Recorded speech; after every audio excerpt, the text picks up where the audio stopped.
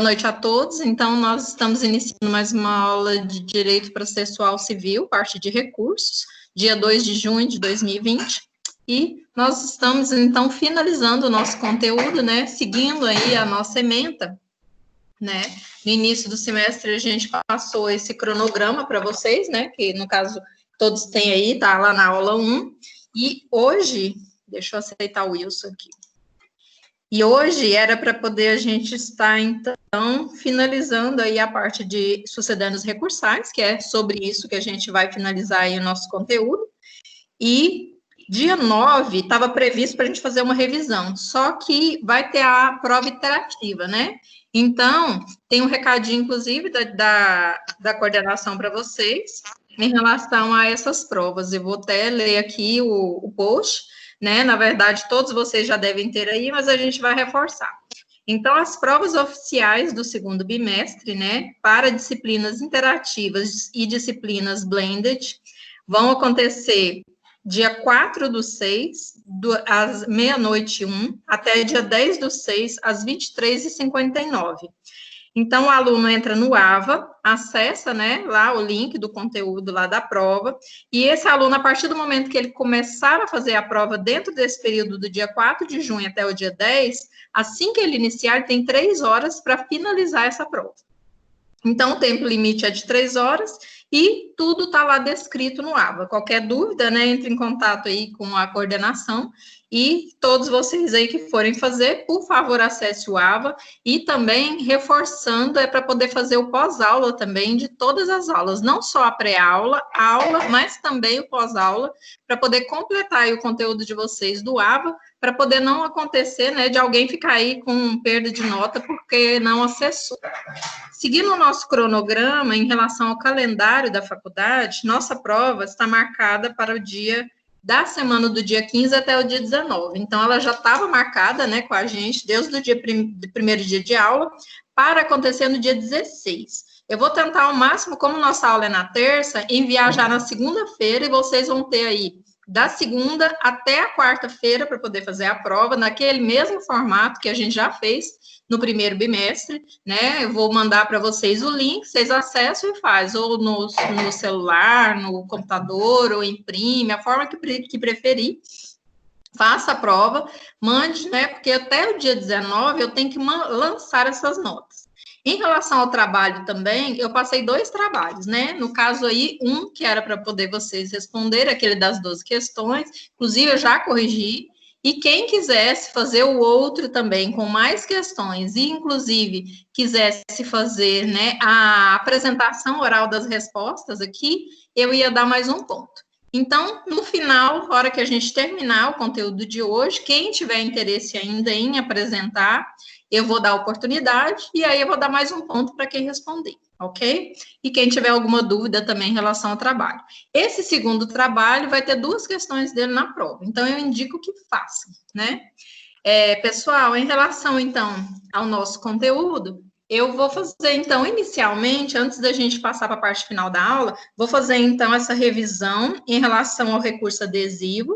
Quero até agradecer a Ianca aí pela poder ter verificado aí a questão número 11.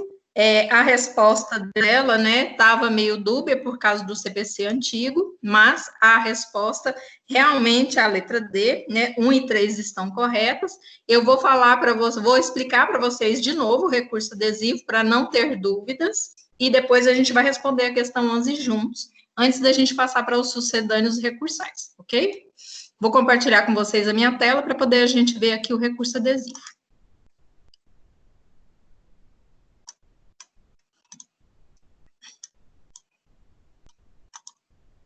Então, fiz um breve resumo aqui para vocês, para poder a gente acompanhar. Alisson, consegue me acompanhar na tela do recurso adesivo? Sim. Ok, então Sim. vamos lá. Eu estava bebendo água porque a minha garganta secou. Pessoal, então, recurso adesivo, ele não é um recurso. O que ele acontece?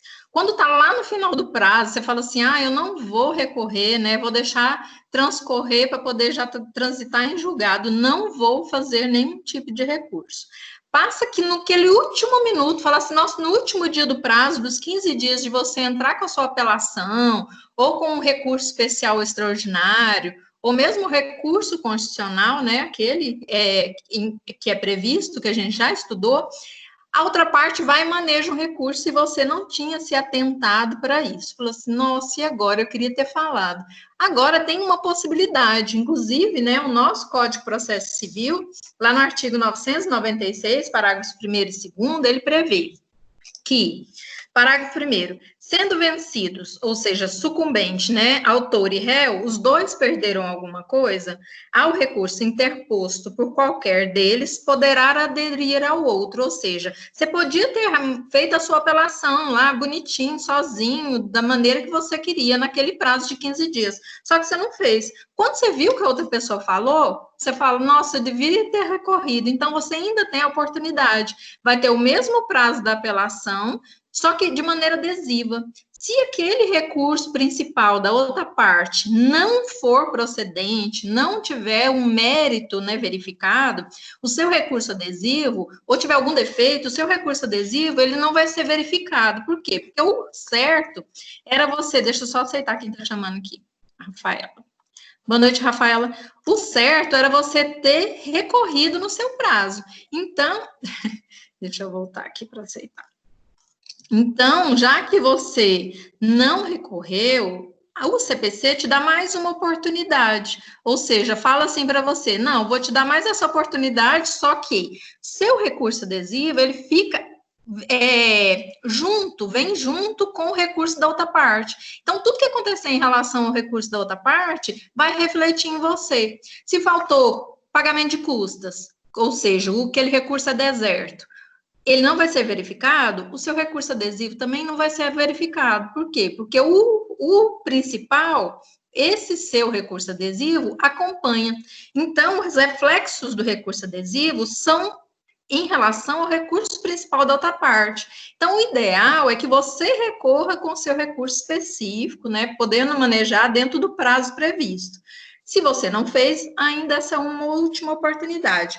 O parágrafo 2º do 997 também prevê: o recurso adesivo fica subordinado ao recurso independente, sendo-lhe aplicáveis as mesmas regras deste quanto ao requisito de admissibilidade, ou seja, tudo que for por recurso da outra parte, o seu também tem que obedecer.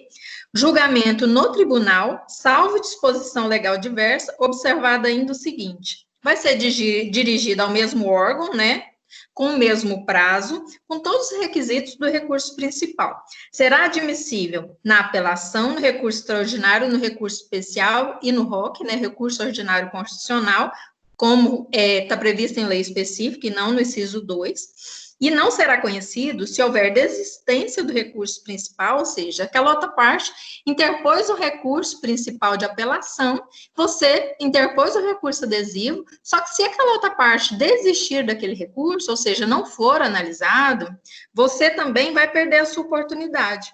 E, no caso, se ele desistir do recurso também, você também não vai ter analisado o seu recurso. Então, o ideal é faça o seu recurso, né? Boa noite, da forma adequada. Então, vamos ver aqui, eu trouxe algumas coisas nos requisitos só para a gente relembrar, tá? Então, o recurso adesivo, ele não é uma espécie de recurso. As espécies de recurso estão previstas no 994. Essa é uma forma de interposição, prevista no artigo 997, parágrafos 1º e 2º incisos. O recurso, ele pode ser interposto de forma independente, que seria aí a apelação, recurso especial, recurso extraordinário, recurso ordinário constitucional, e a forma adesiva é mais uma opção. E aí fica a escolha, né, da parte sucumbente, da outra parte sucumbente, porque as duas têm que ser, para poder manejar. O recurso adesivo, então, é manejado pela parte que nem queria recorrer. Ele não queria falar nada daquela sentença, daquela decisão. Só que, Professora, na hora que outra... Oi? o recurso adesivo seria praticamente umas contrarrazões, então? É como se fossem as contrarrazões, só que nas contrarrazões você vai só rebater o que a outra parte falou. O recurso adesivo, você não necessariamente precisa falar sobre aquilo que a outra parte falou, você pode pedir também. Então, você tem aí amplamente, como se você tivesse, vamos supor, um recurso adesivo de apelação, você pode falar tudo em relação à apelação. Então, é uma outra oportunidade, é como se você tivesse 30 dias para recorrer. 15 da apelação normal, só que com todas as possibilidades, e 15 do recurso adesivo. Só que dentro do recurso adesivo, você fica ligado no recurso principal da outra parte. Se a outra parte não for analisado o mérito do recurso, o seu recurso adesivo não vai ser verificado. Então, o ideal é que você recorra com todas as suas armas no recurso real, no recurso mesmo que você tem a opção. Recurso adesivo é como se fosse a última tábua de salvação para você falar, porque na contrarrazões você só pode rebater o que a outra parte falou, você não pode inovar. No recurso adesivo você pode falar qualquer coisa em relação àquela sentença que está sendo recorrida. Deixa eu só aceitar quem está chamando aqui, a gente vai continuar, tá? Boa noite, tudo bem? Então vamos seguindo. No caso do recurso adesivo, então, assim, ele é o mesmo recurso, só que tem a apelação adesiva.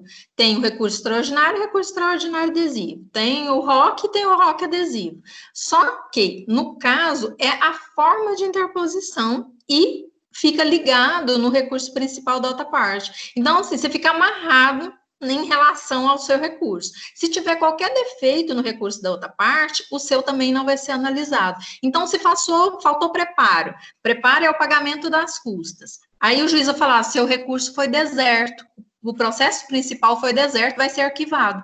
E aí o seu que era adesivo, que vem junto, né, no caso, o que vem junto acompanha o principal. Se o principal morre, o seu também morre. Então, o recurso adesivo é o último, no caso, é a última forma aí de se manifestar. Você tem a opção das contrarrazões, que no caso você tem que fazer também, rebatendo o que aquela pessoa falou no recurso, e ainda a possibilidade do prazo do recurso principal de forma adesiva.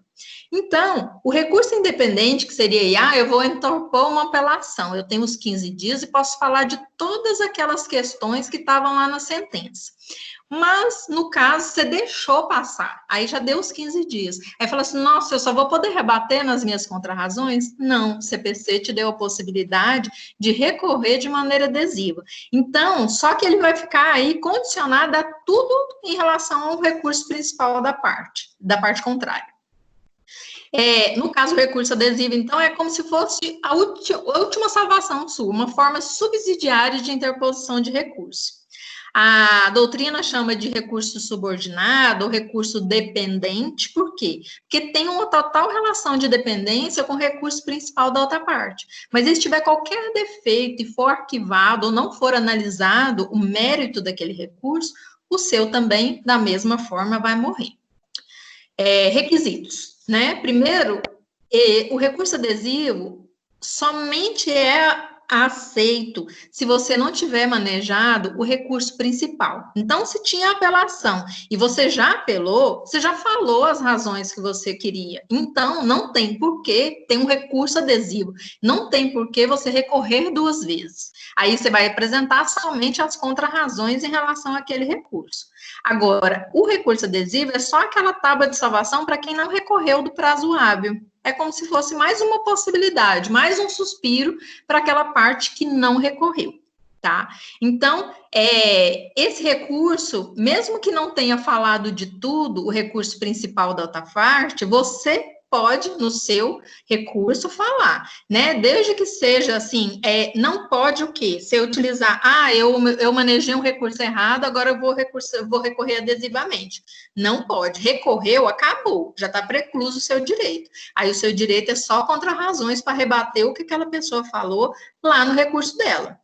O ideal é que você tivesse recorrido de uma forma correta, tempestiva, regular, né? Então, assim, não é para corrigir defeito de recurso. Recorreu, acabou. No caso, é uma última possibilidade de vir junto daquele recurso da outra parte todas as suas manifestações. Às vezes, se o que você vai falar for só em relação a rebater o que a outra parte falou, não tem necessidade do recurso adesivo, você apresenta somente as contrarrazões. Então, se já tiver recorrido, não vai recorrer adesivamente também. Requisito, sucumbência recíproca. Por quê? Porque você tem que ter o que pedir. Não adianta se você venceu em tudo, não tem por que você recorrer, você vai só rebater nas contrarrazões. Então, o primeiro requisito previsto no parágrafo 1º do 997 é sucumbência recíproca. Outra parte foi sucumbente, recorreu, você não tinha recorrido, mas agora, né, você viu que a parte recorreu, então você vai ter a parte aí, o prazo, né, se vamos supor na apelação que seria 15 dias, você vai ter os 15 dias a partir do momento daquele protocolo do recurso principal da outra parte para recorrer também.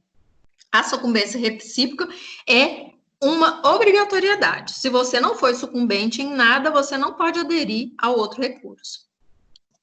Cabimento. Cabe na apelação, cabe no recurso extraordinário, no recurso especial e no recurso ordinário constitucional somente nessa modalidade. 1027, inciso 2, letra B. Vou ler com vocês, espera aí. Divaí, boa noite, tudo bem? Então, aqui, ele vai caber no ROC, né, no recurso ordinário constitucional, quando ele fizer as vezes de apelação. Só que, no caso, é uma ação, quando ela for proposta pelo município ou pessoa residente no Brasil em face de Estado estrangeiro ou de organismo internacional. Então, o recurso ordinário constitucional é somente nesse caso. O recurso adesivo vai poder ser manejado de maneira geral na apelação, recurso extraordinário e recurso especial. Recurso ordinário constitucional somente nessa possibilidade. Não cabe recurso adesivo se tiver aquele recurso com remessa necessária. Por quê? Remessa necessária é uma obrigação. Então, não tem por que você recorrer adesivamente. Por quê? Porque o remessa necessária não foi a outra parte que recorreu. No caso aí, o poder público que tinha que ter recorrido para você ir adesivamente. Remessa necessária é uma coisa automática prevista no Código de Processo Civil. Então, no caso, não tem como você vir adesivamente a remessa necessária, porque não tem essa possibilidade na lei. O recurso que foi interposto de forma adesiva fica subordinado ao recurso independente da outra parte. No caso, você pode, né, verificar todas aquelas possibilidades do recurso principal da parte contrária. Ah, ele manejou uma apelação. Seu recurso é recurso adesivo à apelação. Então, tudo que for em relação à apelação, prazo, preparo, manifestação, todas as formas, né, no caso que você vai manejar, é em relação à apelação. Então, todos os requisitos obrigatórios da apelação principal também são aplicáveis para recurso adesivo de apelação. Se for especial, da mesma forma, os requisitos recurso especial, se for recurso extraordinário, os requisitos recurso extraordinário. Então, aqui, ó, se o recurso exigir preparo, mas o recorrente principal, a parte lá que manejou a apelação, ela tinha assistência jurídica gratuita, né? Ela apresentou lá a declaração de hipossuficiência, então ela não vai pagar custas. Isso não dá o direito de você, que vai recorrer adesivamente, de não recolher as custas. Isso é personalíssimo. É aquela pessoa que pediu, e isso é só para ela. Para você, se você for recorrer adesivamente, tem que pagar as custas. No caso, essas questões personalíssimas não transferem no recurso adesivo. O recurso adesivo também, né, tem que ter o preparo, porque se não recolher as custas, o juiz vai julgar deserto tanto o principal como o recurso adesivo e vai mandar arquivar. Então, o preparo é obrigatório. Se o recurso for objetivamente dispensado do preparo, no caso, há uma apelação em causas do ECA, então, ok, o recurso adesivo também vai ser, mas isso quando for em relação ao recurso, não em relação a um requisito especial da parte. Prazo. O prazo também é o mesmo prazo do recurso principal. Então, se a outra parte tem um prazo especial, isso não se aplica para você. No caso, o recurso adesivo, ele tem a regra geral do recurso originário. Se for apelação, é o mesmo prazo da apelação. A outra parte tem qualquer coisa em relação a ela que é especial para ela. Isso não transfere para o recurso adesivo. No caso, o prazo também tem que apresentar também as contrarrazões do recurso e o recurso adesivo, tá? Que são recursos manejados diferentemente. Contrarrazões no prazo de 15 dias, de maneira rebatendo aquele recurso principal, e o recurso adesivo com todos aqueles requisitos do recurso originário. É apelação? Tudo que for em relação à apelação, você vai falar dentro do seu recurso adesivo. Eu já fiz recurso adesivo de recurso especial para o STJ, já fiz em apelação também. Então, assim, o problema é que você fica aí ligado com que a outra parte, né, o que vai ser decidido no recurso da outra parte. Se o dele não estiver bom, o seu também, né, vai cair por terra. As contrarrazões do recurso principal e o recurso adesivo devem ser apresentadas em peças separadas, né? Aí, claro, cada coisa é uma coisa, contrarrazões contra as razões vamos supor, da apelação, e o recurso adesivo de apelação, né? Ele tem todos aqueles requisitos da apelação normalmente. Só que vem escrito, né, recurso adesivo. Há quem indique que pode ser tudo numa coisa só. Eu entendo que não, então coloquei aqui só a critério de curiosidade. O Fred Didier que diz que tem doutrinadores que falam que sim, mas ele não é dessa entendimento. O mérito do recurso adesivo, né? Quanto ao mérito, não há impeditivo que você fale tudo o que você quiser dentro do recurso adesivo. Você vai falar de atualização monetária, os juros honorários, vai falar de todos os pontos da sentença na sua apelação adesiva, não tem problema. E no caso do recurso adesivo, você não precisa falar igualzinho o recurso principal da outra parte. Você pode falar, fica livre, né, para você manejar como se fosse uma apelação normal, podendo fundamentar os seus pedidos, né, rebatendo a sentença em relação a todos os pontos que achar necessário. Só que o seu recurso adesivo, a análise do mérito dele, não aquela análise, tem preparo, as partes são capazes, tem todos os requisitos, que é aquela análise inicial, né, que é feita, aquilo não, mas o mérito em si somente vai ser verificado se o recurso principal também for verificado. Então, se o recurso, primeiro vai ver o recurso principal da outra parte. Se analisar o mérito, mesmo que não dê, mas se analisar, o seu vai ser analisado. Se caso, né, o outro não for admissível, o recurso, o seu também nem vai ser analisado. Então, se a parte desistir do recurso principal, o adesivo também não vai ser analisado. O exame do recurso adesivo fica condicionado ao juízo de admissibilidade positivo do recurso principal. Quer dizer, se o outro for analisado o mérito, o recurso adesivo também, né, vai ser analisado. Se o recurso dessa outra parte não for conhecido, não haveria interesse recursal do aderente. Por quê? Porque é como se fosse o que vem junto, né, o que vem ligado ali, acompanha o principal. Então, se todos aqueles que estão juntos, o principal não está manejando, não tem mérito, quer dizer que os demais também, né, vão ser sucumbentes, não vai ser analisado o mérito do recurso adesivo. No caso, então, o que o recurso adesivo, ele busca? Evitar a interposição precipitada do recurso parcialmente vencido.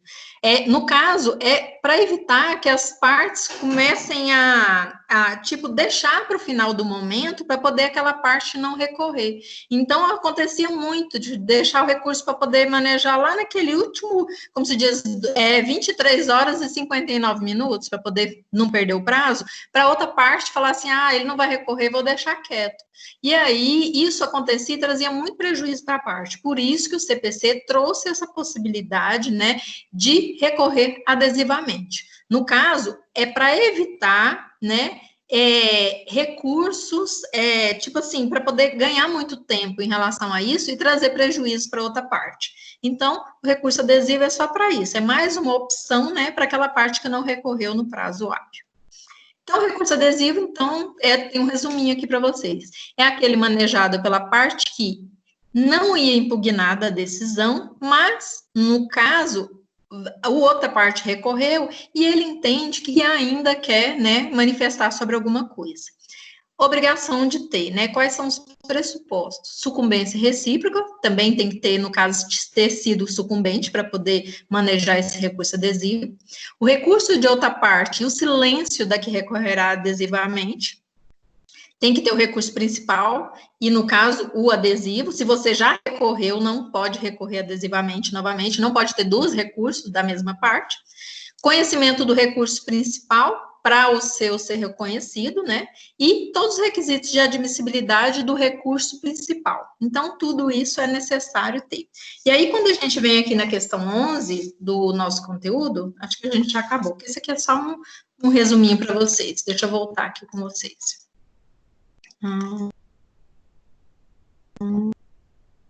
Deixa eu aceitar aqui. Boa noite, Juliette, Thalita, tudo bem?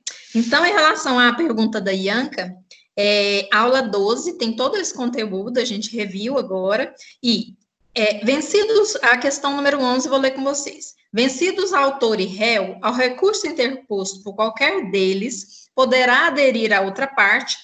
O recurso adesivo fica subordinado ao recurso principal e se rege pelas disposições seguintes. Inciso 1. Será interposto perante a autoridade competente para admitir o recurso principal no prazo que a parte dispõe para responder. Isso aqui é a cópia do artigo 997, inciso 1, parágrafo 2º. O inciso, então, está correto. O inciso 2 aqui será admissível na apelação, nos embargos infringentes, essa embargos infringentes está errado, que era CPC de 73, né? Agora aqui tinha que ter sido incluído o ROC, né? O recurso ordinário constitucional do 1027, inciso 2, letra B.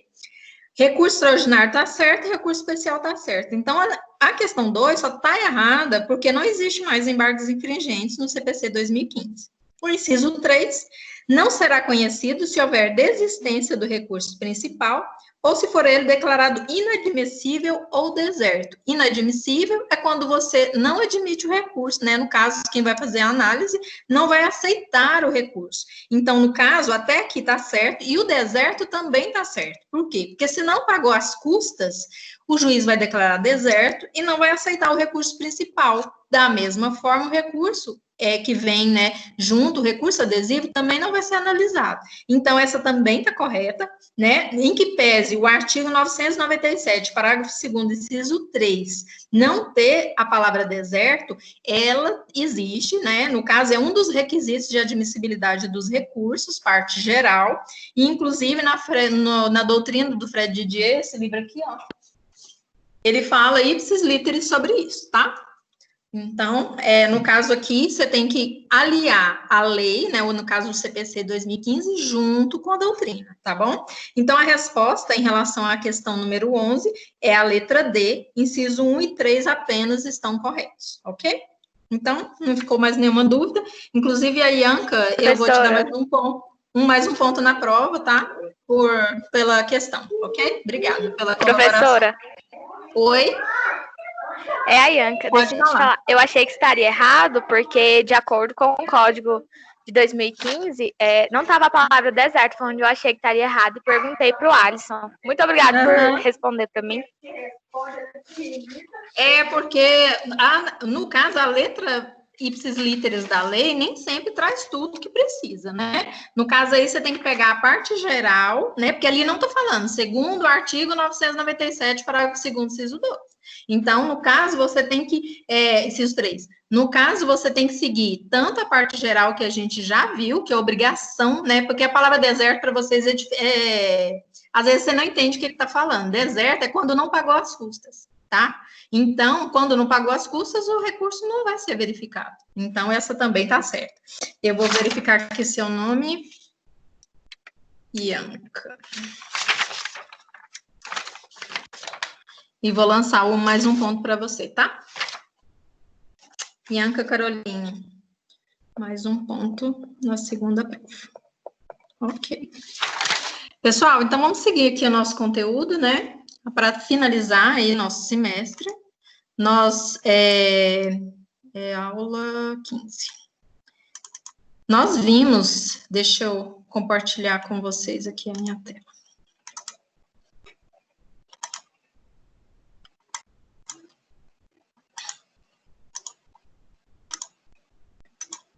Consegue ver o slide, ou Bianca? Ou Alisson? Dá para ver. Sim? Ok.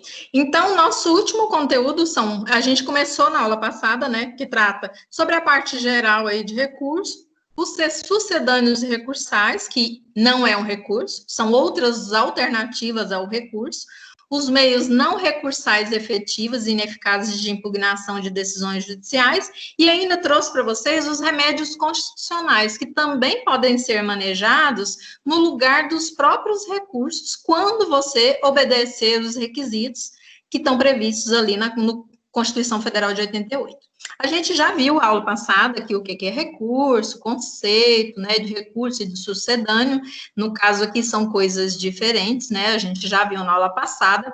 No caso, o que são as características do recurso, né, aqui também nós vimos os sucedâneos recursais internos, né, que são aqueles manejos dentro, né, do andamento processual que não são recursos.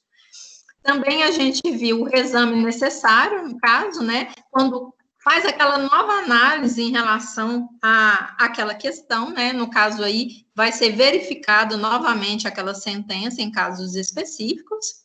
E a gente parou a correção parcial, que é aquela quando verifica, né, uma nulidade no andamento do processo, e aí aquilo é verificado e tem que ser corrigido, e todos os atos que foram feitos dentro de uma forma equivocada, ela tem que ser verificada e retirada. Aí, por isso que você, às vezes, vê no andamento do processo que ele está bloqueado. Por que ele está bloqueado? Porque tinha uma incoerência, às vezes fez uma coisa errada, porque todo mundo erra, né? No caso, se for verificado isso, vai ser feita a correção parcial, né? E aí tira, né, do andamento aquilo que foi feito de maneira incorreta. Pedido de reconsideração, quando você pede, né, para poder o juiz reconsiderar a decisão dele, às vezes deu uma decisão e nem verificou, né, que, tinha um documento, ou então, é uma possibilidade mais real, mais rápida, né, do juiz verificar, nossa, é mesmo, ficou ali um número a mais, ou ficou um número a menos, ou o erro do nome da parte. Então, às vezes, só um pedido de reconsideração resolve você não ter que recorrer. Inclusive, ele é um dos manejos, né, mais rápidos e eficazes de verificação. Deixa eu ver quem está chamando para aceitar. De verificação, às vezes, de erro gráfico, às vezes Boa noite, Fábio, tudo bem? Uma nulidade aí, que às vezes uma coisa corriqueira do dia, às vezes você vai escreve errado o nome da parte, ou muda as partes, ou então coloca um 0 a mais. Então, isso tudo pode ser verificado, né, através aí de um pedido de reconsideração. No caso aqui, então, nós paramos aqui. Os sucedâneos recursais externos, né, no caso, é como se fosse um processo apartado que vai refletir nesse processo seu que está tramitando.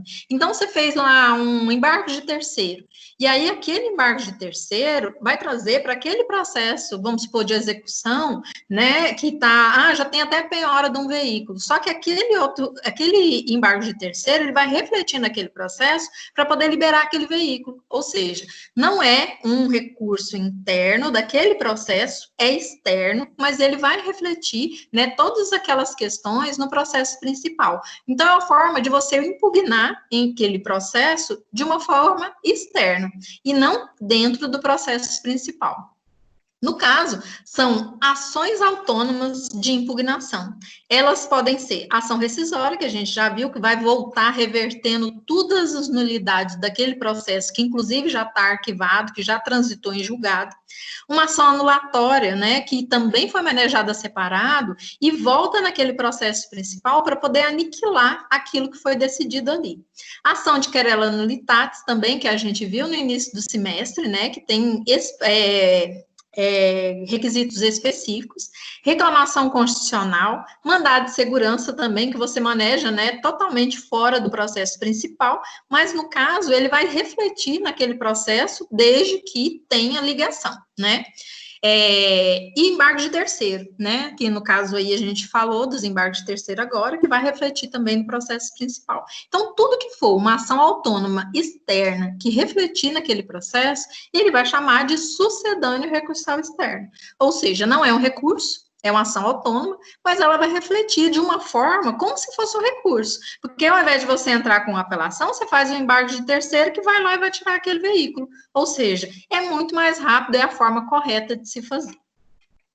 Essas ações autônomas de impugnação, né, elas vão ser manejadas, elas vão andar, elas vão tramitar de uma forma autônoma em outro processo, e aquela decisão em relação a ele, aquele processo externo, reflete, inclusive, podendo extinguir esse processo principal. Porque aí, vamos supor, é uma ação de nulidade, anulatória, e aí, se aquilo que está tramitando aqui, ele tem um vício, tem alguma coisa, vamos supor, aquilo que está sendo discutido, nem tem por quê, porque tem uma ação anulatória separada que já deu a decisão de que aquilo não existe, não tem direito, ou seja, vai somente mandar extinguir aquele processo que está tramitando. A ação autônoma de impugnação de decisão proferida em processo já extinto é uma exceção, né, que no caso aí é como se fosse a ação rescisória. A ação rescisória vem, né, vai desarquivar aquele processo que já transitou em julgado e vai trazer modificação naquele processo. Às vezes, uma pessoa que foi sucumbente ali naquele processo principal, através da reação rescisória que provou aquela nulidade, ele pode vir como, né, ter deferido o pedido dele. Então, pode aí remexer tudo naquele processo que já estava extinto. No caso, a gente não pode falar no caso que são iguais, né, porque existe diferenciação entre recursos e ações autônomas de impugnação. No caso, os recursos é uma impugnação dentro daquele processo que está transitando. A ação autônoma, ela vai trazer um reflexo naquele processo principal. Então, são coisas diferentes. O novo CPC, né, criou um rol de previsões legais, inclusive de agravo de instrumento, né, de todas, mandado de segurança, decisão interlocutória, tudo assim, com todos os requisitos bem específicos. Para quê? Para que a gente não maneje de maneira errada um processo no lugar do outro, um recurso no lugar do outro, né, uma ação autônoma no lugar da outra. Então, em que pese, às vezes, você pode manejar ações diferentes, tem sempre uma previsão adequada, né, da forma que é para poder ser manejado. Tanto que, se você interpõe de uma maneira errada, vai ser arquivado aquele seu processo. Se você não maneja o processo e deixa lá abandonado, ele também vai ser arquivado. Por quê? Porque o processo, ele é das partes. Então, tem que manejar de uma maneira correta. No caso, o mandado de segurança contra ato judicial, ele tem que ter aí, né, todos os requisitos do mandado de segurança específico. Direito líquido certo, tem que demonstrar aí, né, qual que é no caso, a autoridade coatora, né, que está trazendo esse prejuízo para você. A decisão judicial também, no caso, tem que prever esse recurso com efeito suspensivo. O mandado de segurança, a gente vai ver os requisitos dele daqui um pouquinho. Então, assim, quando você vai manejar o mandado de segurança para refletir no processo principal, ele tem que obedecer todos os requisitos, não somente do processo que está tramitando, mas o mandado de segurança autônomo, todos os requisitos dele. Então, o mandado de segurança tem que ter documentação, porque não vai ter audiência de instrução e julgamento, porque mandado de segurança é direito líquido e certo da parte, tem que comprovar com documentos quando você interpor ele. Senão, não tem jeito de protelar, de juntar mais provas. Eu preciso de uma perícia. Mandado de segurança não serve para isso. No caso, o artigo 5º, inciso 2, previa o não cabimento da decisão passível de recurso sem os efeitos do recurso cabível. O CPC de 2015, ele trouxe umas possibilidades diferenciadas. Então, a lei também, né, que prevê aqui, tanto a Constituição Federal, o CPC e a lei própria em relação a isso, vai trazer também esses efeitos, né, de uma maneira específica no caso concreto. Então, depende da necessidade da comprovação da parte, pode ser que um recurso que não tenha a possibilidade de ter um efeito suspensivo imediato, se você comprovar todos os requisitos da necessidade do efeito suspensivo, pode ser que seja deferido, depende do caso concreto. Então, o efeito suspensivo nos recursos, ele é muito importante. Ele existe o op legis, né, que é o efeito suspensivo próprio, que não depende de nada para ser previsto. No caso, ele existe na lei descrito que ele já é o efeito suspensivo declarado naquele caso concreto. E também, se você pedir e não for automático, você podendo comprovar os requisitos, também você vai poder ter o efeito suspensivo impróprio, que é aquele que vai ser naquele caso concreto para você, porque você provou que existem os requisitos naquele caso.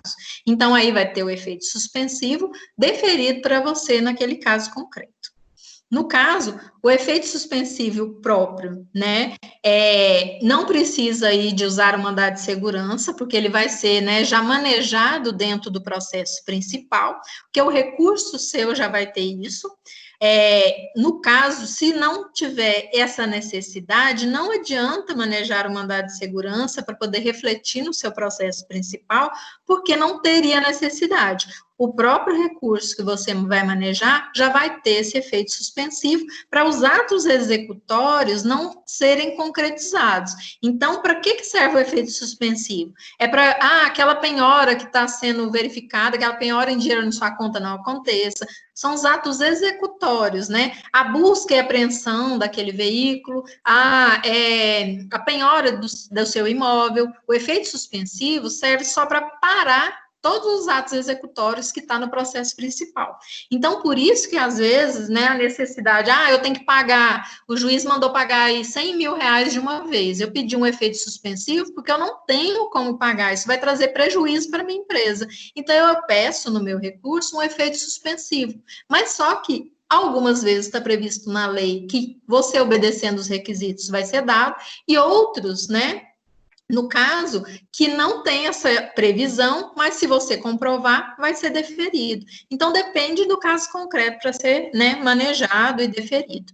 Então, no caso, se é cabível, né, da decisão de recurso sem efeito suspensivo, o mandado de segurança. Então, se aquele seu recurso, o juiz não deu efeito suspensivo e vai trazer para você um prejuízo gravíssimo, comprovado com documento, você pode, além do recurso que você manejou, também manejar o mandado de segurança apartado para aquela decisão refletir naquele processo seu.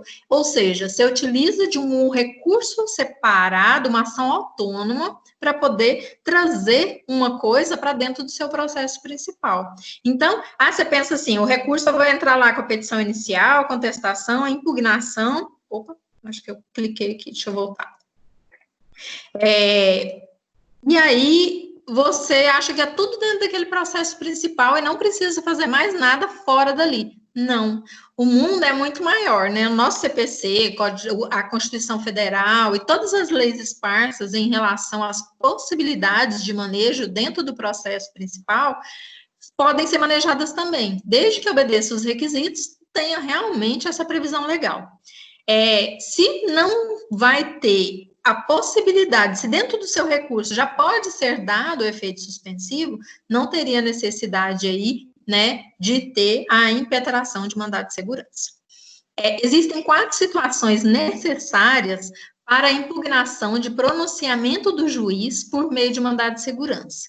Então, quando eu vou poder manejar o mandado de segurança ao invés do recurso? Nessas 4 previsões, por quê? Porque nesses casos não tem um recurso ou um manejo dentro do processo principal que eu posso manejar para poder resolver meu problema. Então, nesses casos, eu vou poder impetrar o mandado de segurança. São eles: o despacho que não for recorrível nem impugnável por mandado de segurança, considerando tratar-se de pronunciamento que meramente dá andamento ao processo. decisão recorrível por recurso com efeito suspensivo. Então, aqui, eu não preciso manejar o mandado de segurança, porque o despacho, né, no caso, ele é meramente um andamento processual. E em relação ao efeito suspensivo, se ele já existe dentro do processo principal, do recurso principal, eu não preciso manejar o mandado de segurança. Decisão recorrível por recurso sem efeito suspensivo, que passa a ser impugnável por mandado de segurança, então tem que ter uma previsão descrevendo que o mandado de segurança pode nessa possibilidade. E decisão irrecorrível é impugnável por mandado de segurança, decisão transitada e julgada não é atacável por mandado de segurança, porque já transitou em julgado, né, então não existe, né, esse reflexo do mandado de segurança no processo principal. A decisão recorrível por recurso sem efeito suspensivo também tem decisões, né, da jurisprudência que indicava a possibilidade de mandado de segurança somente em situações teratológicas, ou seja, quando, né, não tenha a previsão recursal específica. Mas no caso agora do CPC 2015, se não tiver previstos um recurso específico para elas, no caso concreto, pode ser manejado o mandado de segurança desde que tenha documentação. A gente vai ver os requisitos dele daqui um pouquinho.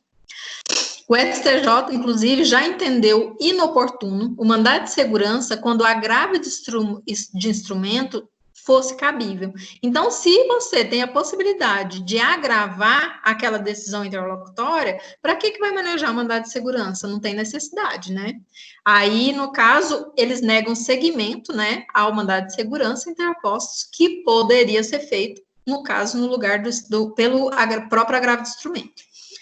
Alguns doutrinadores também prevêem que o cabimento do mandado de segurança contra decisão judicial só será admitido quando o recurso cabível contra ela não tiver e não puder ter efeito suspensivo.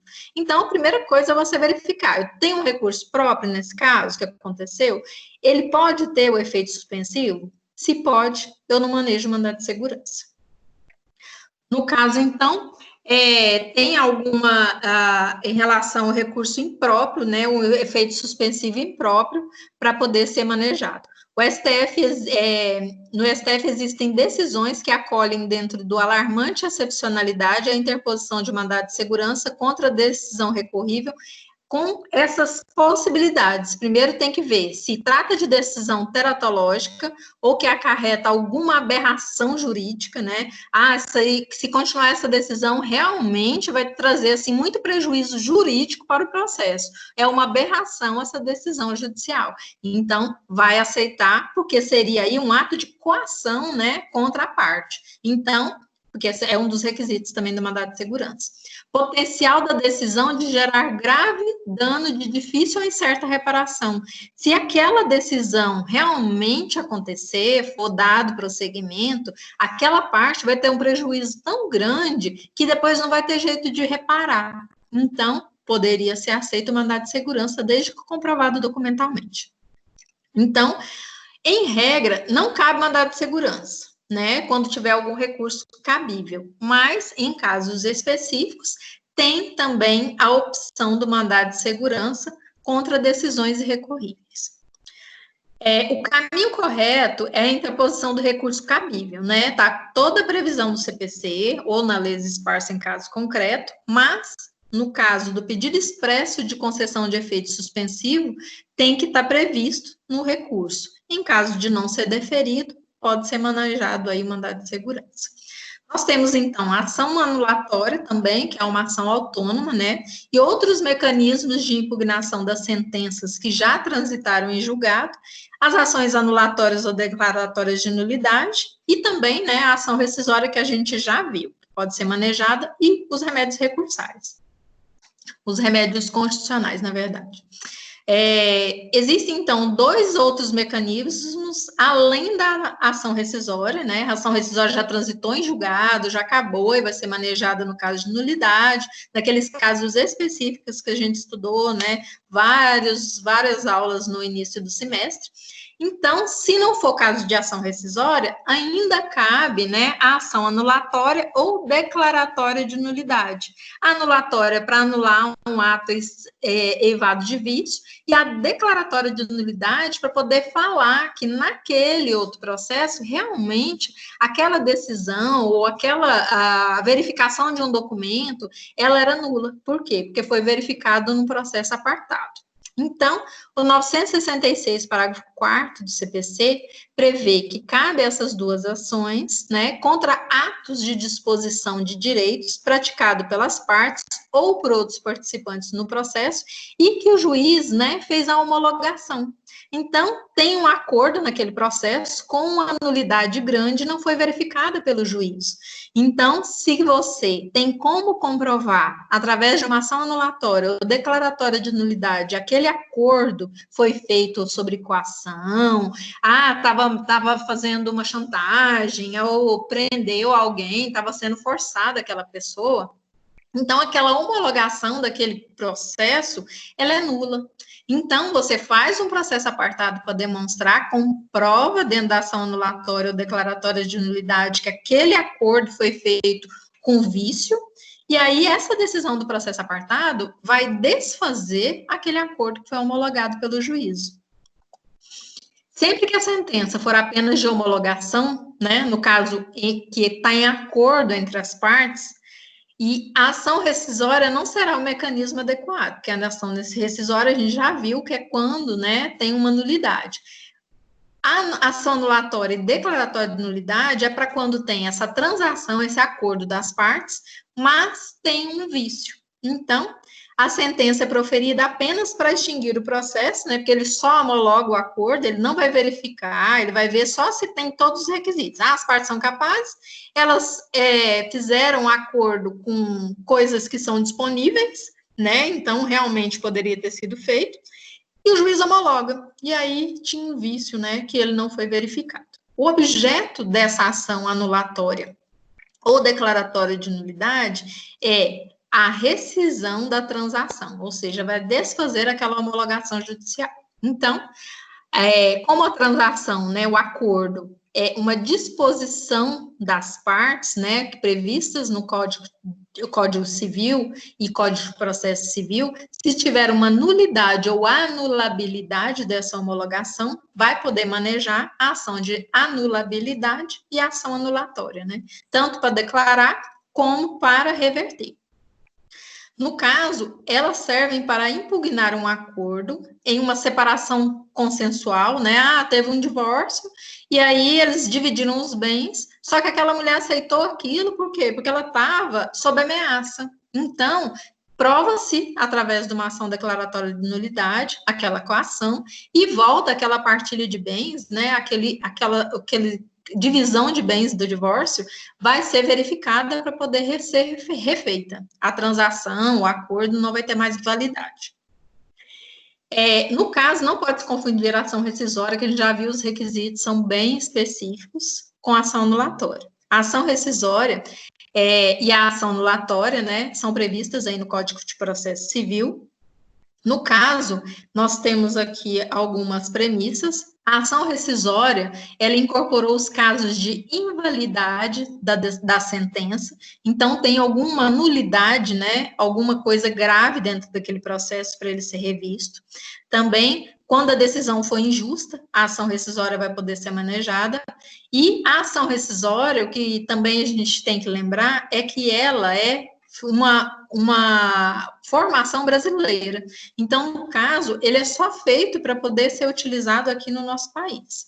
Agora, a decisão transitada em julgado pode ser invalidada por ação rescisória, seja ela de mérito ou também, né, em questão processual, a gente vai verificar, e no caso da decisão que homologa a autocomposição, pode ser verificado a reversão, né, desse acordo, tanto pela querela nulitatis, como pela ação anulatória também, dependendo dos requisitos. Também temos a decisão judicial que não tenha transitado em julgado, pode ser invalidada por recurso, né? No caso, vai ser verificada com recurso específico, no caso, se for uma ação civil vai ser através da apelação, né? Então, não precisaria de uma ação em apartado, você pode discutir esse vício dentro do recurso. Mas aqui também temos aqui a letra D. Atos processuais praticados pelas partes ou por auxiliares da justiça não são aptos a tornarem-se indiscutíveis pela coisa julgada. Então, atos jurídicos que sejam invalidados, né, que foi verificado que realmente ele tem um vício, também pode ser revisto, inclusive aquele que a gente acabou de ver, né, sobre a correção parcial. Se foi verificado um vício pelo próprio juiz de ofício, ele vai chamar o processo à ordem e verifica isso e tira aquela nulidade. Se for pelas partes, vai ser oficiado, né, vai ser demonstrado isso para o juiz e tem que tomar uma posição. Nada impede que se proponha uma ação buscando essa invalidação dos atos processuais praticados pelas partes ou mesmo pelos auxiliares da justiça. Ah, teve um acordo, mas aquele conciliador que forçou aquele acordo, ele era amigo de uma das partes. Se você comprova isso através de um recurso em apartado, você pode, né, invalidar aquele acordo. Letra E. Parágrafo 4º do artigo 966 do CPC. Deve ser interpretado em consonância com o restante do artigo. Então, no caso, a decisão judicial de mérito é alvo de ação rescisória naqueles casos previstos, né, no 966. E também, decisão jurisdicional que não é de mérito também pode ser objeto de ação rescisória naqueles casos específicos. Um deles, né, são os atos eivados de vício das partes ou dos auxiliares da justiça. No caso, fala-se que o parágrafo 4º do artigo 966, ele está previsto no lugar errado. Por quê? Porque ele não tem nada a ver com a ação rescisória. Ele é para tirar uma nulidade processual. Então, ele não deveria estar incerto nessa localidade. Ele busca, né, a invalidade processual. Nós temos, então, o parágrafo 4º do artigo 966, prevê os atos de disposição de direitos, ou seja, aquilo que você pode dar, que é seu, e você pode dispor de maneira, né, autônoma, praticado pelas partes ou por outros participantes do processo e homologados pelo juiz, ou seja, um acordo, bem como os atos homologatórios praticados no curso da execução, estão sujeitos à anulação nos termos da lei. Aqui está prevendo uma ação de anulação dentro da parte da ação rescisória. Por isso é que a doutrina fala que ele está no lugar errado, ele deveria ter um artigo próprio, prevendo caberá ação de anulação quando tiver alguma conchava, alguma nulidade nos atos de acordo das partes, que foram homologados pelo juiz. No caso, então, trata-se, nesse caso, do parágrafo 4º do 966, de anulação. Então, se aquele ato é eivado de vício, não é a ação rescisória que vai ser manejada, vai ser uma ação autônoma de anulação. No caso, somente para esses acordos homologados pelo juízo, né, e praticados no curso da execução. Então, no caso aqui, várias impropriedades no próprio artigo, que está mal posicionado no nosso CPC. Fala-se de determinados atos estão sujeitos à anulação. Então, a anulação é uma espécie de invalidação desse ato, que busca anular, tanto por vício de vontade, né, que é coação, dolo ou erro, ou mesmo, né, quando tem alguma invalidade do ato por uma manipulação das partes. No caso, então, a nulidade busca, né, retirar, a ação de nulidade busca retirar esse vício processual que está ali naquele processo principal. No caso, poderia também ser a incapacidade do agente e a licitude do objeto ou da forma. Eles fizeram uma transação em relação àquela casa, mas nenhum deles era. Então, eles fizeram aí uma manipulação daquele objeto, um documento até falso, por vezes, e nem poderiam ter feito um acordo, porque aquele imóvel nem deles era. Então, se vai estar sujeito a vício e vai trazer uma nulidade processual e vai voltar, né, desde que maneja a ação própria, voltar aquela propriedade a ser do real proprietário. No caso, então, deveria ter aí, né, uma correção do artigo, mudar ele de lugar e, inclusive, né, trazer, onde está prevista a palavra anulação, trazer a palavra invalidação. Então, no caso aí, é importante saber que, em que pese o CPC prevê essas questões, nem sempre ele está da maneira correta. Quem sabe, no futuro, né, de verificação do CPC 2015, corrija, né, essa aberração jurídica.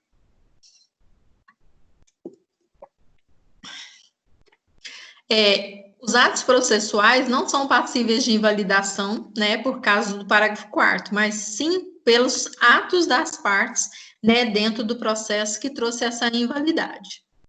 Existem também atos de disposição de direitos homologados pelo juízo, né, que também é uma forma de composição. Então, o juiz, né, homologou o seu acordo, porque quando tem acordo entre as partes, o juiz só homologa. Então, nem todo ato que você vai dispor da sua vontade, eu vou fazer um acordo nisso, mas às vezes tem atos que você nem podia ter homologado. Então, nem tudo você pode renunciar ao seu direito.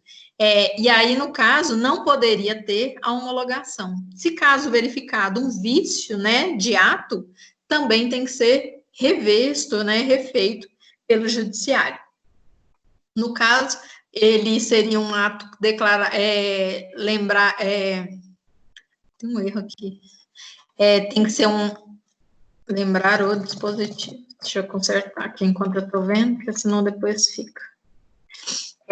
No caso, então, nem tudo eu posso dispor do meu direito. Tem questões que eles vão ser considerados inválidos em caso de eu fazer um acordo. Eu não posso fazer um acordo com coisas de outras pessoas, uma coisa que não seja minha. Então, é possível a invalidação de um acordo, né, de uma convenção processual atípica, celebrado no processo, se, no caso, né, não for homologada ou tiver alguma das partes que dispôs de alguma coisa que nem fosse dela. Ou, quando tiver aí uma confissão, né, também de caso, declaração de fato sem disposição de direito algum. Por exemplo, atos jurídicos processuais que não são dispositivos, ou seja, eu não posso dispor disso. No caso, ele vai ser considerado inválido também. Só se há homologação de negócio jurídico sobre essa objeto litigante, né, litigioso, transação, renúncia ao direito de se funda a ação ou reconhecimento da procedência do pedido, tem que ter uma decisão de mérito e não uma homologação. Então, no caso, se é um caso que eu não posso fazer um acordo, não deveria ter sido homologado por juiz. Mas, às vezes, né, como as partes juntam, né, um termo de acordo e o juiz nem verifica os fundamentos de direito daquele acordo, pode ser que tenha uma invalidade, e aí não pode ser homologado. No caso, essa homologação do juiz tem que ser somente para objetos que são de disposição das partes. Se tiver algum vício, vai ser anulado. Essa previsão do CPC, como foi mal descrita, utiliza-se, né, às vezes as partes utilizam de uma maneira errônea para poder utilizar para quê? Para poder invalidar algum ato, porque o CPC não prevê uma descrição correta da aplicação dessa ação anulatória. No caso, a ação anulatória de transação homologada cabe desde que tenha havido recurso contra a sentença de homologação, em cujas razões e invalidade não tenham sido requeridas. Então, no caso, porque a ação, quando você tem homologação, geralmente não tem recurso, tem o prazo recursal, deixa transcorrer em naubis. Se você não tiver manejado em relação a falar de alguma questão que seja nula, né, no caso aí de você mover essa ação anulatória, tem que ser comprovada documentalmente para poder conseguir invalidar essa decisão judicial. Existe também a opção de você, ao invés de recorrer, utilizar os remédios constitucionais. Então, são previsões do Código da Constituição Federal, né, que podem ser manejadas em casos específicos. No caso dos remédios constitucionais, são aqueles, né, tão famosos aí, o habeas data, habeas corpus, mandado de segurança, ação popular. Então, são todos aqueles que você vai poder manejar, que também poderá trazer um reflexo. Então, o remédio constitucional, ele anda de mão dada com o processo civil. Então, inclusive, se você não tem todas as regras previstas na Constituição Federal, porque a Constituição Federal não consegue ter todos os requisitos específicos previstos, você busca subsidiariamente no processo civil. O Código de Processo Civil, ele é utilizado de maneira subsidiária em vários ramos do direito. A Justiça do Trabalho mesmo, quando você não tem os requisitos específicos do que você está pedindo, você busca no Código de Processo Civil o seu fundamento. Então, os recursos não têm natureza jurídica de ação, porque ele é dentro do corpo da parte, né, dali do processo principal. Então, se você tem um processo principal manejando, vai ser só mais um ato, o recurso dentro do próprio processo. Ele não é um novo processo, ele não cria um novo processo. Então, em que pese existir, né, o agravo de instrumento, que ele é um processo apartado, mas ele também é só para poder destancar aquela decisão que não foi aceita pelo juiz. Então, tudo em relação ao processo principal. No caso dos remédios constitucionais, ele vai ser uma ação autônoma. Então, ele vai buscar, né, uma resolução de uma coação que está acontecendo. Boa noite, Carlos, tudo bem? Uma coação que está acontecendo num processo principal, para poder aquilo que está trazendo um reflexo, né, de impedimento do seu direito não aconteça. Então, no caso, a gente pode ter um outro processo que vai refletir no seu processo principal. Da mesma forma que a gente pode manejar uma ação rescisória e uma reclamação, a gente também pode manejar um mandado de segurança e também um habeas corpus.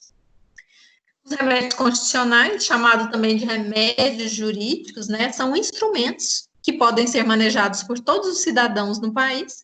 Não tem pagamento de custas, né, o que é maravilhoso. Então, assim, você pode manejar de uma forma, né, sem ter maiores gastos.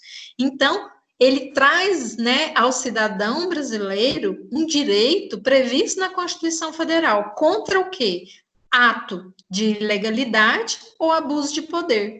Então, quando tem um ato eivado aí de abuso de poder, mandado de segurança contra aquela autoridade coatora, um juiz, um desembargador, né, pode ser manejado para poder frear esses atos inconsequentes. Então, a gente vai ver aqui como que acontece cada um deles. Nós temos, então, os remédios constitucionais previstos na Constituição Federal, que são eles: habeas corpus, né, para liberdade de ir e vir; habeas data, para você buscar informações, né, sobre você, ou para correção de algum documento. Vamos dar um exemplo. Eu fiz uma cirurgia de mudança de sexo e eu quero que o meu nome, o meu nome que eu vou utilizar, seja descrito na minha documentação onde eu trabalho, e está sendo impedido. Então, eu entro com habeas data para poder corrigir, né, num órgão público, o meu nome social, que eu quero que eu seja tratado daquela forma. Hoje em dia, está mais fácil em relação a isso, porque os órgãos têm aceitado de uma maneira, né, inclusive na faculdade, em qualquer lugar a gente consegue. Mas se tiver algum impedimento do seu direito, você pode manejar um habeas data. Ou para conseguir, né, informações, para poder colocar em algum processo também, você tem liberdade de interpor, né, esse pedido. Mandado de segurança, mandado de injunção, que é para poder buscar uma norma que não existe. Tem uma lei prevendo que vai ter uma norma para poder explicar isso, e o meu direito não está sendo deferido, porque não existe essa lei específica para poder me dar o meu direito. Então, eu manejo o mandado de injunção para isso, para corrigir essa lei que não existe no meu caso, né, no caso, para trazer o meu direito. A ação popular, que busca também, né, defender coisas de maneira macro. Eu vou defender o meio ambiente, eu vou defender a moralidade pública, eu vou defender o patrimônio histórico. Então, eu manejo uma ação popular. E também a ação civil pública, que tem os requisitos específicos, e a gente vai ver eles. O habeas corpus, então, de uma maneira preventiva ou repressiva, ele busca salvaguardar o direito de ir e vir. Então, se eu estou tendo, né, o meu direito de locomoção privado, estou em vias de ser preso de uma maneira ilegal, porque tem um mandado de prisão para mim, mas todas as minhas pensões alimentícias estão pagas. Então, eu entro com mandado de segurança, um habeas corpus preventivo, para quê? Para poder impedir que essa prisão ilegal aconteça. Então, quando alguém sofrer ou se achar ameaçado de sofrer violência ou coação em sua liberdade de locomoção por ilegalidade ou abuso de poder, vai poder ser manejado o habeas corpus. Tem o habeas corpus que libera a pessoa que já está restrita, né, a sua liberdade, a pessoa está presa, e aí, no caso, teve alguma ilegalidade na prisão, né, um constrangimento ilegal, vai ser manejado o habeas corpus liberatório, porque é o remédio constitucional, né, adequado, não tem obrigação de ser por advogado, não tem pagamento de custas, não tem exigência de requisitos do 319, então, no caso, tem que ser manejado o habeas corpus liberatório, se for deferido, vai ter que ter a expedição de alvará de soltura daquele preso, né, desde que haja, né, algum constrangimento ilegal, né, nessa prisão. E o habeas corpus preventivo é igual eu falei, se tiver uma necessidade, né, de impedir uma prisão, uma iminência de prisão ilegal. A pessoa que vai ser liberatória, ela é chamada de paciente, tá? E quem está praticando o ato coator, né, vai ser chamado, né, de autoridade coatora. O habeas corpus não é uma ação penal, é uma ação constitucional, mas o Código de Processo Penal também prevê, aí no artigo 647 até o 667, trata desse remédio constitucional, mas a previsão dele, né, é constitucional, a Constituição Federal que traz. O habeas data, a gente falou agora, ele trata da garantia de qualquer cidadão ao acesso de informações sobre ele próprio, né, ou para correção de banco de dados de entidades governamentais ou públicas. Então, se tem uma incoerência no seu registro que está trazendo para você algum prejuízo e aquele órgão público está impedindo você dessa correção, maneja o habeas data para essa correção. Pode ser, né, aí de uma forma, tem que ser um reflexo em você para poder pedir propriamente, né? No caso, o fundamento dele é o artigo 5º da Constituição Federal e também a Lei 9.507 de 97. Então, se caso estiver trazendo alguma coisa que traz para você um prejuízo em relação aos seus dados pessoais, né, vai poder manejar o habeas data. O mandado de segurança, no caso, é somente para garantia de direito líquido e certo. Então, se eu tenho documentos hábeis para comprovar que realmente eu tenho aquele direito, eu passei no concurso, e aí já chamou o primeiro lugar, agora chamou o terceiro lugar e me pulou. Então, eu tenho direito, eu tenho documento que comprova que eu passei em segundo lugar, eu vou impetrar o mandado de segurança para poder eu ter o meu direito líquido e certo, a minha vaga no concurso garantida. Eu posso manejar de maneira individual ou coletiva, né? No caso do mandado de segurança coletivo, ele tem, né, os requisitos específicos, desde que o meu direito esteja sendo violado ou ameaçado por ato de uma autoridade coatora também. Então, o mandado de segurança pode ser também preventivo, né, para poder garantir que não ocorra uma ilegalidade. E o repressivo também, da mesma forma, já aconteceu esse ato coator e eu quero impedir que isso aconteça, para poder reprimir essa injustiça. Já o mandado de injunção traz a necessidade de uma norma regulamentadora que tem uma previsão legal. A lei complementar vai tratar sobre isso. E isso não foi feito, não existe uma lei. Então, eu vou trazer aquela autoridade competente lá, o ente competente de fazer aquela lei, uma obrigação. Eu poderia manejar também uma ação direta de constitucionalidade para poder fazer essa ação? Poderia. Mas, no caso, eu vou buscar um direito meu pessoal, um direito, né, no caso, para mim. Então, se eu fosse manejar uma ação aí constitucional, seria para poder fazer uma ação ação direta para poder obrigar a fazer aquela a ação, no caso, eu teria de uma maneira macro, então seria para todo mundo, mas eu quero buscar um direito próprio, então mandado de injunção é a forma correta. Então, o pedido é feito para garantir o direito de alguém prejudicado pela omissão, porque não existe essa lei infraconstitucional. E aí eu quero que o poder público faça para mim, né, publique essa lei para poder eu ter o meu direito. A ação popular, ela permite ao cidadão recorrer à justiça na defesa da coletividade. Então, em casos de, tem uma questão de improbidade de um prefeito, está trazendo um prejuízo ao meio ambiente, está trazendo um prejuízo a um bem de proteção pública, né? Então, tudo isso eu vou utilizar a ação pública, a ação popular, né? Para poder buscar esse direito coletivo. Então, no caso, você tem que ter um título de eleitor hábil, né? Efetivo, que esteja válido, e mostrar que realmente você, através de documentos, você conseguir comprovar que isso está tendo trazer um prejuízo para a coletividade. Então, eu vou manejar isso, né? Porque está tendo uma omissão dos atos da administração pública. Todos os eleitores brasileiros, incluindo os menores de 18 anos, né, que são a partir de 16, têm legitimidade para propor a ação, desde que tenha, né, um título de eleitor válido. No caso, tem que demonstrar também nessa ação popular a lesividade ou ameaça de lesividade, né, a direito por ato da administração pública ou omissão. No caso, então, né, tem todos os requisitos em relação a isso. O que visa guardar essa ação?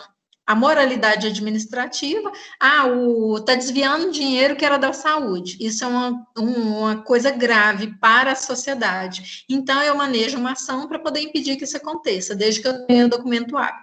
O meio ambiente também tem que ser protegido através disso, e o patrimônio público, histórico e cultural. Então, de uma maneira coletiva, né, eu vou entrar com essa ação para que seja protegido o direito coletivo de todos. Cabe ainda a ação popular quando é considerado abusivo o reajuste sobre o salário de vereadores de determinada Câmara Municipal. Esse é um exemplo. E podemos também ter o manejo de uma ação civil pública. A ação civil pública, ela está prevista aí, né? Ela vai ser proposta pelo Ministério Público, pela Defensoria Pública, pela União, pelos estados, municípios, autarquias, empresas públicas, fundações, sociedade de economia mista, associações, desde que constituída há pelo menos 1 ano. Então, a associação ela tem que ter mais de 1 ano de funcionamento. No caso, a ação civil pública, da mesma forma que a ação popular, ela busca proteger interesses da coletividade, mas ela pode ser manejada somente por esses que a gente acabou de ver. Então, é específica da coletividade, mas não em relação ao cidadão, mas sim quem tem a obrigação de defender os nossos direitos. No caso, não apenas a administração pública, mas qualquer pessoa física ou jurídica que cause danos ao meio ambiente, né, aos consumidores em geral e a bens e direitos de valor artístico, estético, histórico, turístico e paisagístico. Aí vai caber também essa ação pública também, quando, exemplo, uma comunidade é atingida pelo rompimento de uma barragem, igual aconteceu em Brumadinho. É para a proteção da coletividade, né, de uma maneira macro aí. Os responsáveis, no caso lá, acho que foi a Vale, né, pode ser que tenha a obrigação, né, de reparar de maneira de dano moral e material esse local atingido, né, inclusive acho que saiu até direito de terceiro também essas indenizações. A ação civil pública também é regida pelo Código de Processo Civil, e esse instrumento processual deve ser proposto no primeiro grau de jurisdição da Justiça Estadual Federal, onde aconteceu o ato. No caso lá em Brumadinho, né? Então vai ter que ser na Justiça em primeiro grau da localidade. Após a sentença, as partes poderão apresentar recursos ao segundo grau de jurisdição, né? Inclusive esse da Vale vai aí para todas as instâncias, com certeza, porque é muito alto, né, os valores que estão sendo manejados. No caso, Para que então servem os remédios constitucionais? Ele busca somente essas garantias previstas na Constituição Federal, né, para poder fazer essa verificação de direito que está sendo violado. Então, nós vamos manejar eles somente nos casos específicos que estão previstos na Constituição Federal. Se caso for dentro do processo, nós vamos utilizar os recursos, né, que a gente já viu aí. Então, nós já vimos a apelação, nós vimos a apelação na aula do dia 28/4 e 5/5. A apelação, então, ela busca, né, recorrer de sentença terminativa ou definitiva. Então, quando tem uma decisão judicial total em relação àquele processo, para poder finalizar, né, mesmo que for no início do processo, faltou algum requisito e, no caso, não teve a emenda da inicial, e o juiz mandou arquivar aquele processo, ou seja, ele extinguiu, ele deu uma definição naquele recurso, que também cabe apelação no prazo de 15 dias e tem que pagar o preparo. Já no agravo de instrumento, o agravo de instrumento é contra decisões interlocutórias. Então, naquela tutela de urgência que foi deferida naquele processo, né, naquelas hipóteses previstas lá no 1015, todas aquelas decisões interlocutórias, elas vão ser recorridas através do agravo de instrumento, que é um processo em apartado, no prazo de 15 dias, e também tem que pagar aí o preparo. No caso, a gente viu o agravo de instrumento no dia 5 de maio também. Nós vimos o agravo interno no dia 12 de maio. Agravo de interno, ele é contra a decisão proferida pelo relator de maneira unilateral, prazo também de 15 dias, né? Olha que maravilhoso, todos os prazos para vocês são de 15 dias, exceto embargo de declaração. Em regra, não há no agravo interno custas, né? Então, muito mais fácil de ser manejado. Nós vimos o embargo de declaração também no dia 12 de maio. Os embargos de declaração, eles cabem contra decisão que for obscura, contraditória, omissão, ou tiver um mero erro gráfico.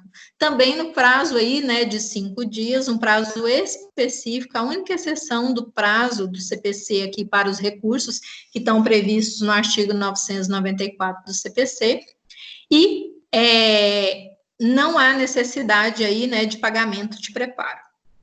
No dia 19/5, nós vimos o recurso ordinário, o ROC, né, recurso ordinário constitucional. As hipóteses estão previstas lá no 1027 do CPC, prazo de 15 dias, e também há necessidade de pagamento de custas, né, de fazer o preparo, sob pena de deserção.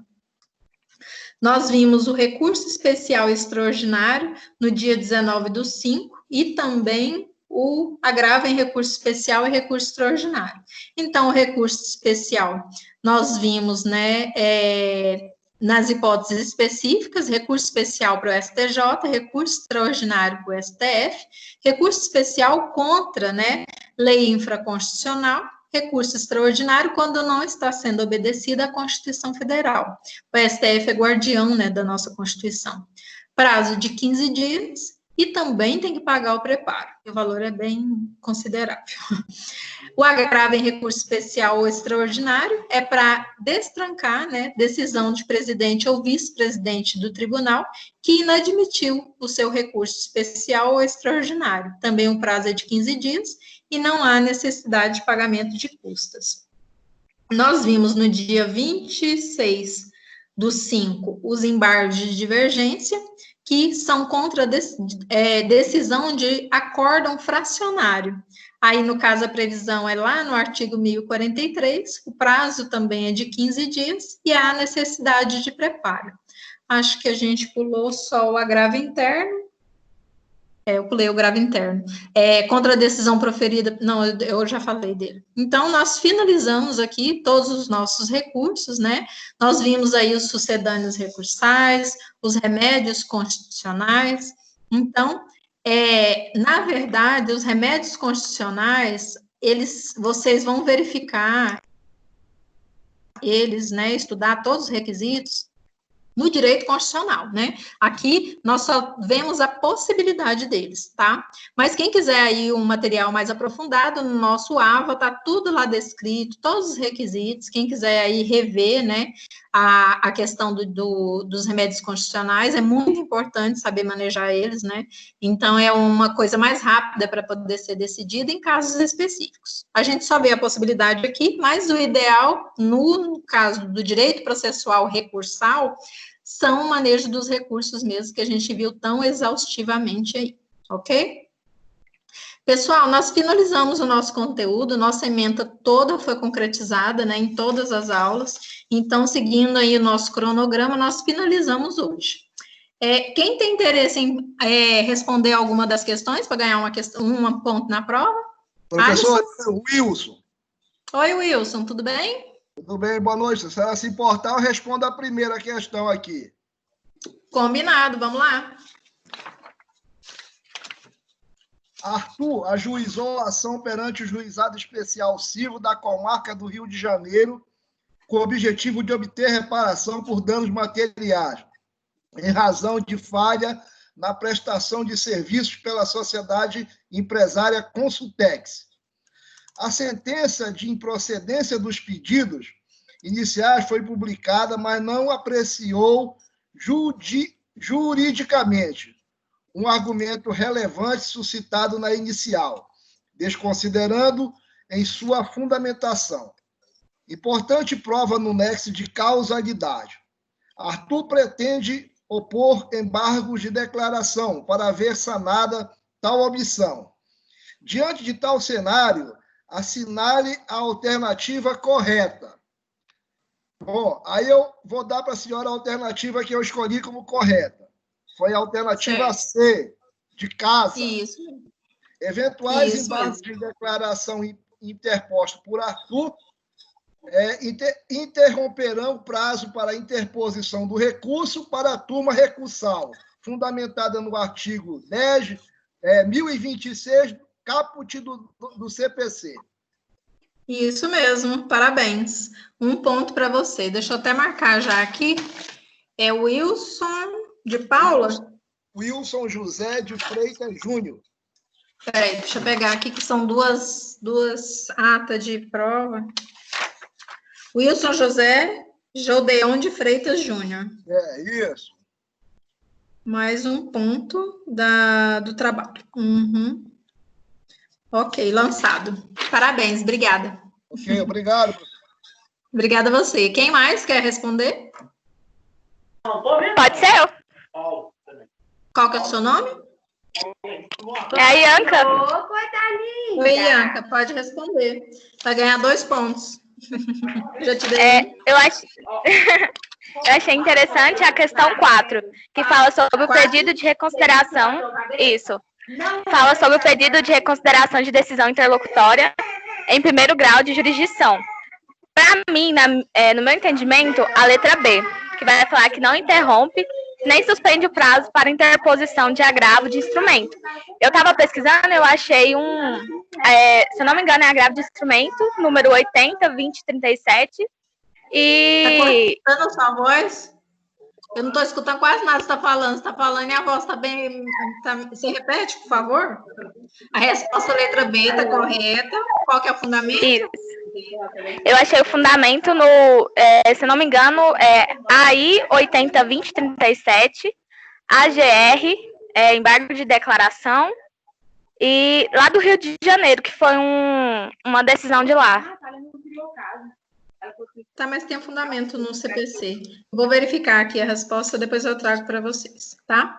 Parabéns, mais um ponto para você. Ianca, né? Isso. Ok, vou até lançar aqui já. Ianca Caroline, mais um ponto da segunda prova. Ok. Quem mais quer apresentar? Parabéns, Ianca, obrigada.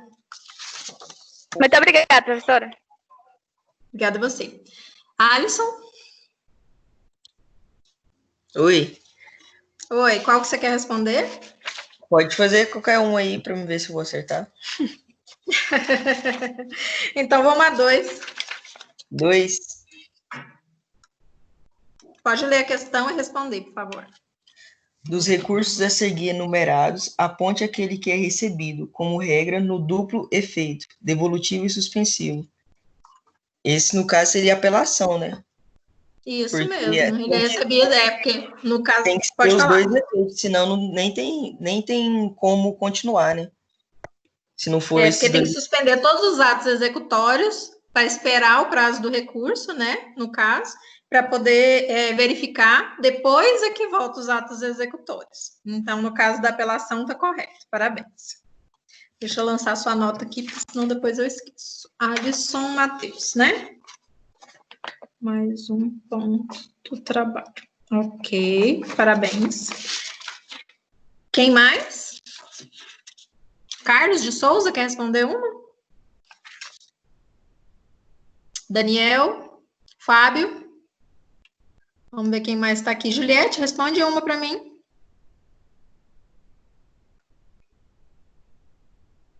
Que silêncio! Ninguém mais quer responder, não? Ganhar um ponto, gente, eu ajudo. Vamos lá. Lê a questão que eu ajudo.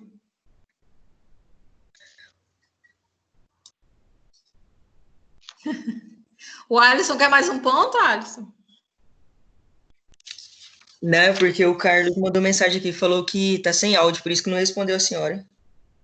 Ah, se ele quiser gravar um áudio também da resposta, mandar para você e você me encaminhar, eu também dou ponto, tá?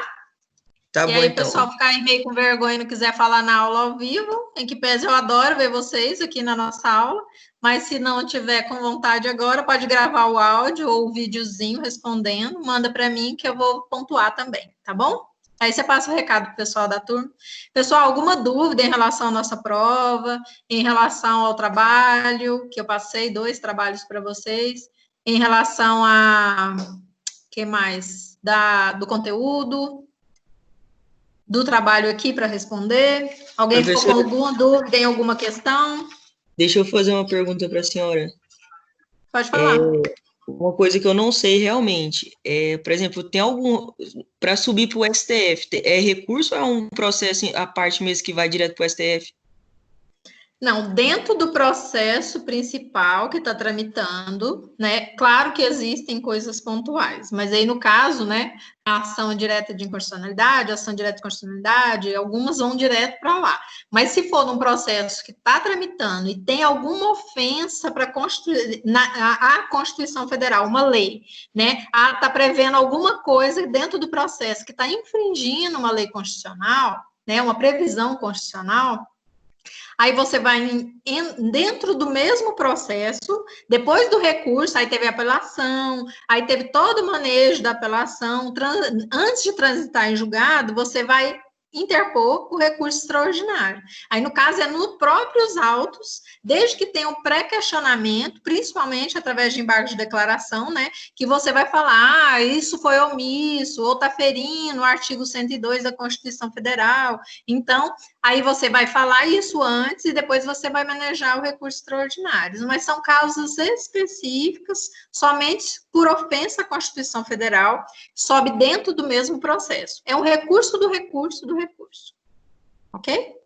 O recurso especial também da mesma forma, só que o recurso especial dentro do mesmo processo, ele vai ser manejado somente quando ferir uma lei infraconstitucional.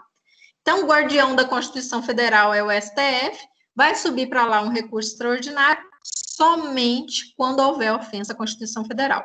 E para o STJ, quando tiver ofensa à lei infraconstitucional, dentro do mesmo processo. Você vai fazer, né, no caso, a interposição lá dentro do projúdio no processo principal, demonstrando todos os requisitos, fundamentando, né, todos os requisitos, e tem que ter o pré-questionamento, que é o mais importante. A primeira coisa que vai avaliar é isso. Tá bom? Tá bom, obrigada. Nada. Quer mais? Quem mais tem alguma dúvida? Recurso adesivo ficou ok agora, acho que está todo mundo sabendo, né, de cor e salteado, que já viu 2, 3 vezes.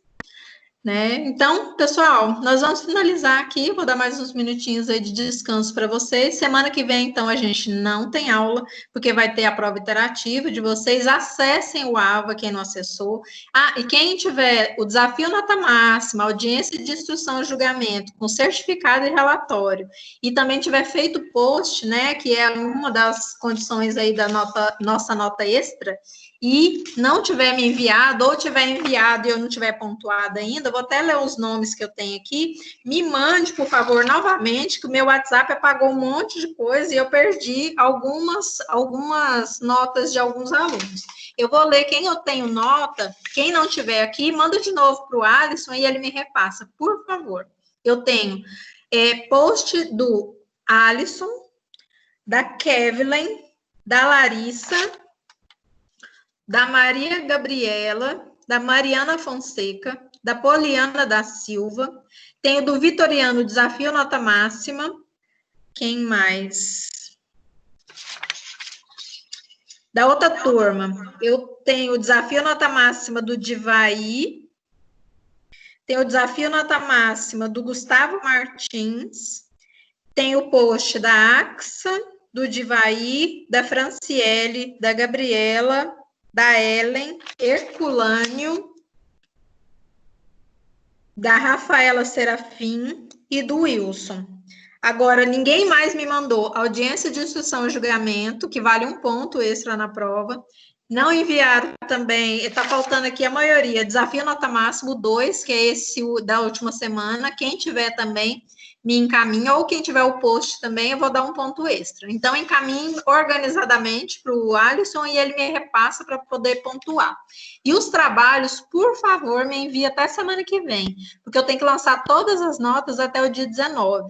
Então, além da nossa prova, que vai ser no dia, deixa eu olhar aqui, nossa prova vai ser no dia 16, né? Vou dar aí até o dia 17 para vocês fazerem, vou mandar antes, e aí vocês vão ficar até o dia 17, porque eu tenho que corrigir e ainda tem que lançar. Então, por favor, até semana que vem me mandem todos os trabalhos e para poder eu pontuar para vocês, da nota 2 de trabalho, e a prova façam até o dia 17, por favor, para poder a gente lançar, tá?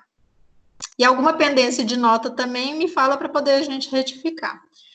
Tá tudo postado no AVA, todos os trabalhos, todas as aulas, todos os links das aulas ao vivo, todos os links da aula do Teams também. Então, tá tudo postado. Todos os materiais da aula 1 a 16 estão todos lá também, tá bom?